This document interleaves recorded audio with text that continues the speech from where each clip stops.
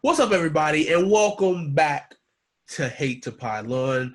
I am one of your hosts, CJ, alongside my co-host, Jonathan Edwards. And today we are doing front sevens. We're going to be finishing out the position groups. We started way back with wide receivers, running backs, quarterbacks, tight ends, offensive linemen, DBs, and now we're just going to lump the front sevens, linebackers, and defensive lines together because they're mostly a unit, and you see them play together, especially how each individual team is kind of different, especially between the 3-4 and the 4-3 defenses. So we decided to lump them together. But first thing that we have on tap for you today is we're going to be ranking our top two interior linebackers. And Jonathan, go ahead and kick it off for us. Who do you have as your first interior linebacker? All right, my first inside linebacker, I got a guy who is really good, was really good as a rookie and in the second year. I think he had some injuries last year, but he should be back to being fully healthy and being a monster again, and that is Deion Jones of the Atlanta Falcons. Still a young guy. He's got range. He can go sideline to sideline. He's got quickness to cover tight ends and running backs in the passing game. And he's got that thump in the running game to come up and run support. Just a really good all-around linebacker. You want my second one, or do you want to go ahead with your first? Go ahead, finish it up.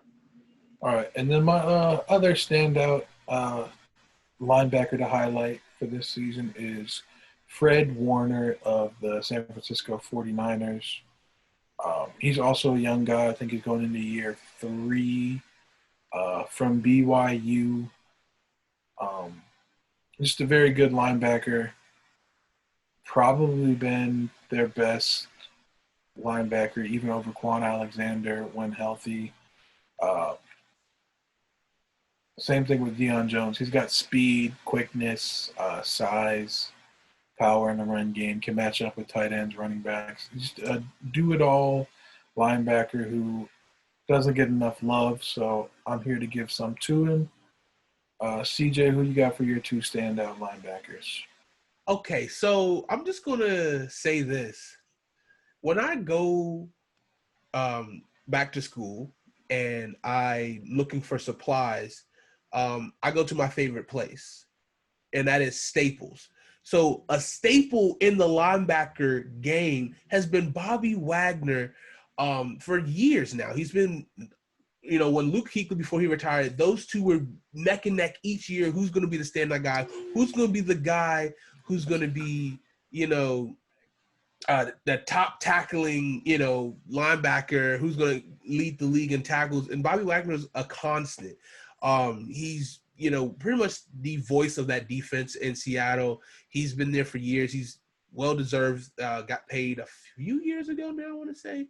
But he's just the guy. And I think, he has speed, instincts. He's, an all-around leader for that defense in Seattle. Number 2, a guy who was swept under the rug, a guy who kind of just snuck in the league, not really knowing too much, undrafted, right? Undrafted. I think he was 7th round, maybe? Was he the 3rd or 5th? Give me 1 second, I can find out. Yeah. But anyways, I'm going to just keep going. A linebacker, 2nd round. 7th? Second.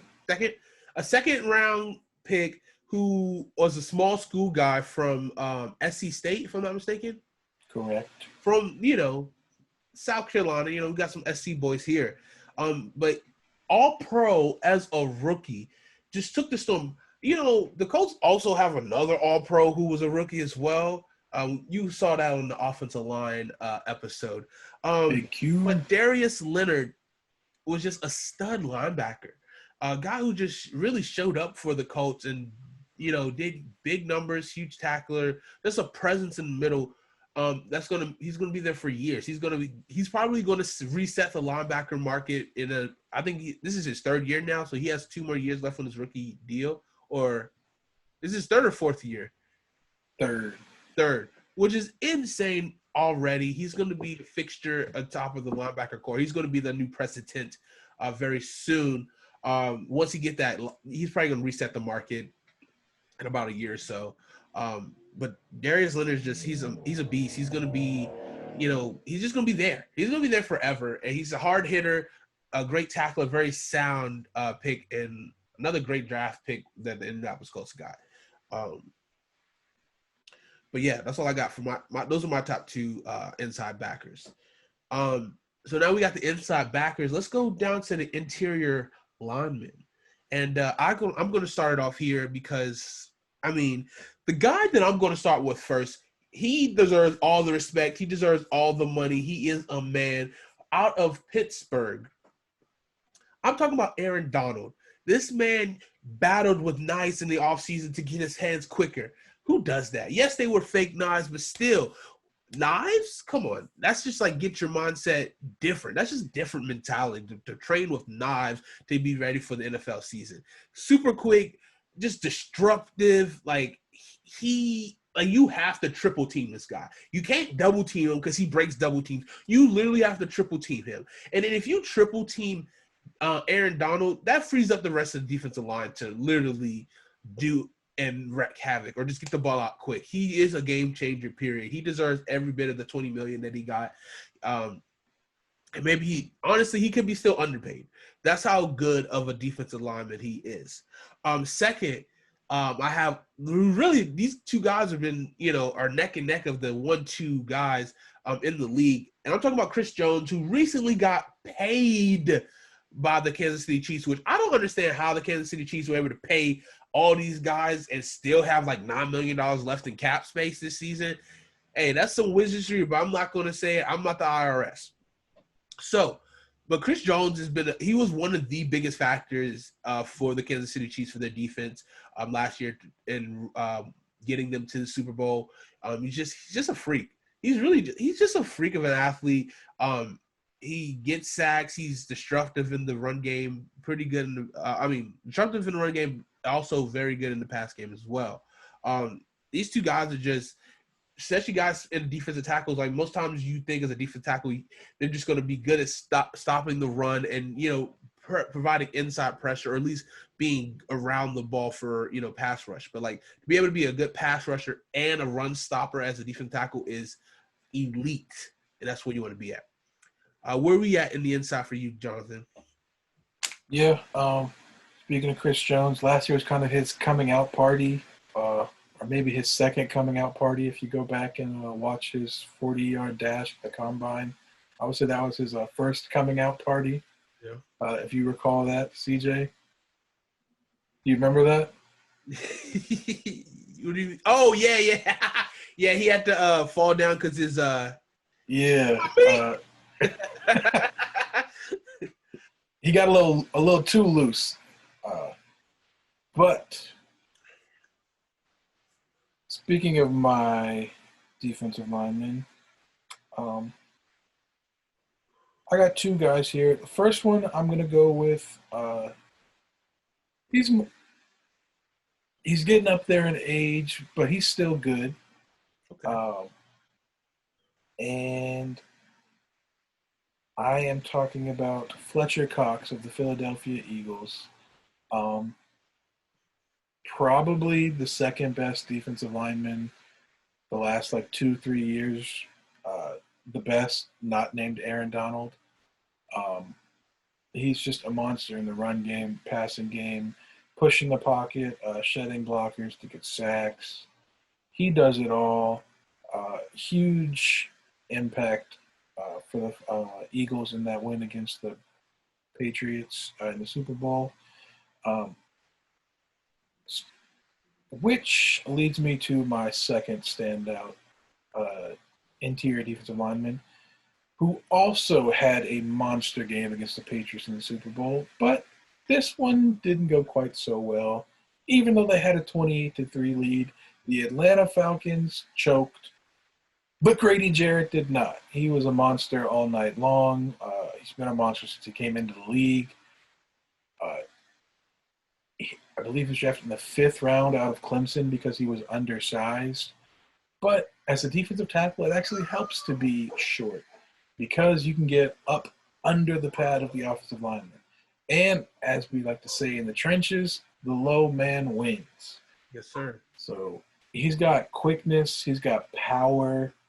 Uh, he's incredibly hard to move out of his spot in the run game, and he's a force in the passing game as well. So Grady Jarrett, Fletcher Cox, my two standout interior defensive linemen. Now we're going to switch it over to our edge rushers. CJ, you want to take the lead on this, or do you want me to? I'll start it off. All right.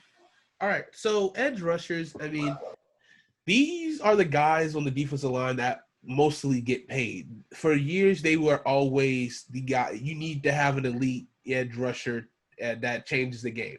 And that changed with Aaron. Aaron Donald kind of changed that narrative a little bit recently with his play inside. But always before then, it's been edge rushers, defensive ends, outside. Well, outside backers is still, it's like a gray area because a lot of teams are trying to, well, do I pay him as a defensive end or I pay him as an outside linebacker? And if they try to sign him as an outside linebacker, then the money is a little bit less than getting that defensive end money. But even still, guys who have transformed that position, who's just freak of an athletes. Both of these gentlemen I'm going to talk about just freaks of athletes and definitely packs a hell of a punch. I'll get to that as my second person. My number one guy, actually both guys pack a hell of a punch. Chandler Jones, just a freak of an athlete. Everyone in their family is just freaks, period. Chandler Jones broke a sled last offseason or last preseason. Just the amount of power he generates from his hips and his hands, the force that he comes off the ball with. Super fast. I think he's about 6'6". Very lanky athlete as well. Just powerful, very powerful guy. Averages about 15 to 17 sacks a season. Insane. Once upon a time played for the New England Patriots. I don't understand why the heck you don't pay for him, but that's the New England way. We all know that. But Chandler Jones is a freak. He's been the standard for the past 5 years or so. About 5 years now. Then you also have Myles Garrett. Last season didn't end the way he wanted to. I'm not saying Mason Rudolph didn't deserve it, but no one deserves to get their heads hit with a helmet like that, with a helmet on a bare head. But semantics. But Myles Garrett is a freak. He's been especially coming out of Texas A&M, was a highly touted defensive end. He's been producing every year. Did he get paid this offseason? Yes, he did. He was the highest paid defensive player for like 2 days until Joey Bosa signed his deal, and then he passed him. But big bag. He did get a big bag, which is well deserved. He has numbers. I think he had 10 plus sacks. I want to say he had 10 sacks every year he's been in the league. Especially playing for a team, Cleveland, where it's easy to look very good with a lot of shit around you. Wink, wink. Myles Garrett is great. Who you got on the edge on your side, Jonathan? I got another physical freak. This guy's averaging 11 sacks for his career. Still really young. I think he's only 26. Actually, he's only 25. I'm talking about Danielle Hunter of the Minnesota Vikings. He was seen as an undersized guy coming out of LSU 5 years ago. People weren't really sure where to draft him. I think he went in the 3rd round, and he has paid off dividends for the Minnesota Vikings. He was drafted in 2015 when people wanted their 4-3 defensive ends to still be bigger run stuffers. And he kind of broke that mold. I think he's only 6'3", 250. So he's a smaller defensive end, but he's still good against the run. and he is phenomenal against the pass. He's been racking up sacks. Like I said, 54 and a half in his first 5 years. So he's on a very good pace there. Monster. Speaking of sacks, my next guy is actually the NFL sack king this past year, 2019. I'm talking about Shaq Barrett of the Tampa Bay Buccaneers, formerly of the Denver Broncos, where he played behind probably the best pass rush duo of the last decade, Von Miller and DeMarcus Ware. He was a backup there, went somewhere because he wanted to start, which it didn't look like he was going to with the Broncos after they drafted Bradley Chubb. He ended up with Tampa Bay, and they got lucky because he is a monster. I want to say it was 19 and a half. Yes, 19 and a half sacks last year. And as CJ alluded to in the beginning of this segment, he was signed a 1-year deal with the Tampa Bay Bucks, and they tagged him going into this year as an outside linebacker. Even though he is a pass rusher, wants to be paid like a defensive end. So I think he's filed a grievance with the NFL Players Association to try to get that money he rightfully deserves, because he had a 19 and a half sack season, and those don't come easy. So he needs to get paid. He kills it in the pass rushing game. And he might even take another step forward this year, as I think the whole Tampa Bay Bucks defense will, and Tampa Bay Bucks as a team, but specifically the defense, due to that front seven, which transitions to our next segment, our top 5 front sevens in the NFL. Tampa Bay made mine. They come in at number 2 for me. But I'll let CJ kick off the rankings. So, CJ, I'll let you start off. All right. So, we have 5 units that we're both going to give. I'm just going to go ahead and give you all 5 of my units from the jumpy jump. And coming in at number 5, we're going to chilly Buffalo, New York. I have the Buffalo Bills as my number 5 unit, tops front 7. Just a couple names to name off. You got Ed Oliver, Trent Murphy, and Tremaine Edmonds. You got a couple young guys. I mean, Ed Oliver and Tremaine Edmonds are pretty young. Trent Murphy, I would say journeyman, but formerly of the Washington football team. Pretty good front 7. That whole defense as a unit is really good as well, especially they're pretty good in the back end as well. Buffalo Bills definitely just has I wouldn't say elite defense, but they are definitely a very consistently good defense. Coming in at number 4, I have the Pittsburgh Steelers. So we're still in the North and very cold. You got guys like TJ Watt, Cameron Hayward, who just got a bag, Bud Dupree, and then Devin Bush as your middle linebacker. Has a decent age. Like, it's not too old. It's like they're in their primes right now for sure. I mean, Devin Bush is, I think, his second year in the league right now. TJ Watt, I think, is maybe 4 or 5 years deep now. 4th year. So definitely got some pretty good, got some young legs, mixed with veteran experience. I mean, they also do have Fitzpatrick. What's his first name? Minkah Fitzpatrick, who's, I think his 3rd year now in the league as a safety, who's just all around just a stud. Very good defense as well, but the Steelers are known for that. It's just really, it's like, are they elite or are they very good? That's pretty much where the Steelers defense is known to be at. So then going to number 3, as much as I hate to say this, but the Philadelphia Eagles have a very, very good front 7. Their defense, for the most part, is good. Their secondary is questionable. The front seven is very stout. You got guys like Fletcher Cox, as you mentioned earlier, Brandon Graham. Was it Hardgrave? What was his first name? Javon Hardgrave. And then Malik Jackson. Some that line is pretty stout. You know, it reminds me of another defensive line in that same division. Well, really, the NFC East has a very, very good front seven group of, or just teams, you know, except for the Giants because they stink. Giants stink. But the Cowboys missed my list by that much. They will be my number 6 team.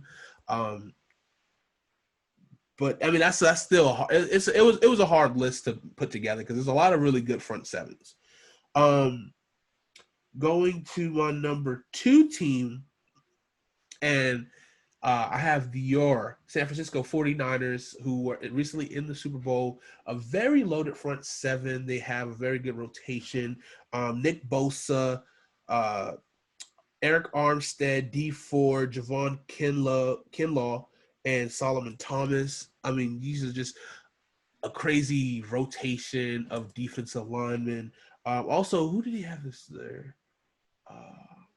Quan Alexander and Fred Warner, who also insane, just insane. That defense is humming. Defensive coordinator, I forget his name, but he's definitely aligned to be a head coach pretty soon in the next year or two. So hopefully they can kind of get another run with this defense that's going to pretty much lead the 49ers in that run game, which is championship football, which they barely missed it last year. But 49ers just has a young and thriving front seven, which is what you want. So that means they have sustainability for a couple years before they have to start paying multiple people, which is going to be tough. But coming in at number 1, listen, guys. All stats, just facts. The Washington football team has the best front seven on my list. This insane depth on the defensive line and really a good core unit for linebackers. So, I mean, just to name off guys, you know, just a couple guys. Chase Young, Daron Payne, Jonathan Allen, Montez Sweat, Ryan Kerrigan, Ryan Anderson, Matt Ioannidis, Tim Settle. Also, do you have John Bostic, Cole Holcomb, Pierre Lewis, Kevin Pierre Lewis, Sean Dion Hamilton. Really love those hyphenated last names. Yeah, it's like a mouthful. But guys who are young, guys who have speed. I mean, Washington just has such a youth movement, which is great. They have, I mean, outside of Thomas Davis, Ryan Kerrigan, who are a little bit veteran, who are grizzled veterans, but at the same time, you want that. You don't want just all young guys. You want a couple veteran leaders to kind of help that group. Very deep on the defensive line, have speed at the linebacker core. I'm very excited to see what their defense does this upcoming season, and if they can really chug along to kind of get them a couple more wins by stopping some teams. So those are my top 5 units. Jonathan, who are your units that you got down? All right, well, I already gave my number 2 earlier, the Tampa Bay Bucks. They got Shaq Barrett, NFL Sack King last year. Jason Pierre-Paul across from him. Inside, they got Ndamukong Suh and Vita Vea. And behind them in the linebacking core, they got Levante David and Devin White. Just a very solid front seven, really good linebackers, really good front 4. Top 2 for me. Number 1, CJ already mentioned them, but the San Francisco 49ers. Just go back and watch all the games they played last year outside of the Super Bowl, and you'll see why they're so high. They got some dogs. The lead dog, Nick Bosa, came in as a rookie, killing it. I think he had something like 12 sacks last year as a rookie, which is ridiculous. D Ford came over from Kansas City. He's been really good opposite him. They got rid of DeForest Buckner this year. They traded him to the Colts for the Colts' first-round pick, which allowed them to draft Javon Kinlaw from South Carolina, and then he still gets to play next to Eric Armstead and Solomon Thomas on the interior. So same with the Bucks, just really good linebackers, really good for defensive line, just as a unit, amazing. My number 3 team, I'm also impressed by both the linebackers and the defensive line. The reason I'm saying this is because when compiling my list, there were a couple teams that just missed because though I really liked their defensive lines, wasn't a big fan of their linebackers. So that's why with my top 3, you'll see that not only do they have amazing defensive lines, but they also have really good linebackers. I think this is my last team where I'm a huge fan of the linebackers. But the Minnesota Vikings, you got Danielle Hunter on one end, who's a monster. He traded for Yannick Ngakoue from the Jags, so you got him as well. So that's a really good duo on the edge. On the inside, I think they got Shamar Stevens and Jaleel Johnson. They signed Michael Pierce from Baltimore this year as a big free agent signing, but he opted out of the season due to coronavirus concerns. So the interior is a little shaky, but that edge rushing duo is phenomenal. And then you add in your linebackers, Anthony Barr and Eric Kendricks, who are both 2 of the best off-ball linebackers in the league. Anthony Barr almost left the free agency. I think he had like an initial agreement to sign with the Jets, and he thought about it. So just a very smart decision. He agreed, but he never put the pen to paper, and the Vikings got him back. So, yeah, very good thing they kept him because that keeps them at number 3 on my list. Number 4, I've got CJ's Washington football team. This is the first team that I kind of knocked for their linebackers. I'm not as big a fan of their linebackers as CJ is, but there is no denying the talent on the defensive line. They're probably rolling out a defensive line of nothing but first rounders in Chase Young, Montez Sweat, Jonathan Allen, Deron Payne, Ryan Kerrigan isn't even going to start for them probably. He'll be like their 3rd pass rusher, also a former first rounder. And then you have Matt Ioannidis, who I think was a 5th round pick. He kind of came up out of nowhere to be one of the best pass rushers on the defensive line. But as I said, I'm not a huge fan of their linebackers, so they get dinged for that in my book and come in at number 4. Number 5. This team would have been higher had they not lost what would have been their best defensive tackle for the year with a season-ending injury before cutting him. Who does that? I'm talking about Jerry Dirty Business Jones, Dallas Cowboys. Defense line is still really good, but they did lose Gerald McCoy. But still retained DeMarcus Lawrence. They signed Everson Griffin away from the Minnesota Vikings in free agency. They got Dontari Poe on the inside. Alden Smith, formerly of the 49ers and Raiders, I think. Yeah, he's reinstated. Reinstated back and apparently fully healthy again, both mentally and physically. And he was an absolute monster for the 49ers during their first Super Bowl pushes a couple of years ago with Colin Kaepernick. Yeah, the 2012-2013 time range where it was like 49ers, Seahawks every year in the NFC Championship. So, yeah, he was a monster. This is his first year being reinstated. He's apparently in some of the best shape he's been in. Excited to see him play. And then he's got another Smith behind him in Jalen. Speaking of the linebacking core, Jalen Smith, Leighton Vander Esch, and I believe Sean Lee is still there, though he wasn't listed on the depth chart. He is on the roster. Uh, I haven't heard that he retired or that he's been hurt, so I'm not sure what's going on with him. I think he's still there. So he provides a very nice third linebacker there behind the young guys, Jalen Smith and Leighton Vander Esch. So, yeah, really good linebackers. Pretty good defensive line. Like I said, they would have been higher had Gerald McCoy stayed healthy. They could exceed this projection for me. If Randy Gregory comes back and gets reinstated also, it would give them another threat off the edge. So, yeah, that's my top five. Three teams that really hurt leaving out for me. Pittsburgh Steelers, the Baltimore Ravens, and the Philadelphia Eagles. Ultimately, I just like these 5 teams a little bit better. But like I said, this top 5 was tough. Very tough. Came up with like a list of like 8 or 9 teams and then had to cut and try to rank, and it sucked.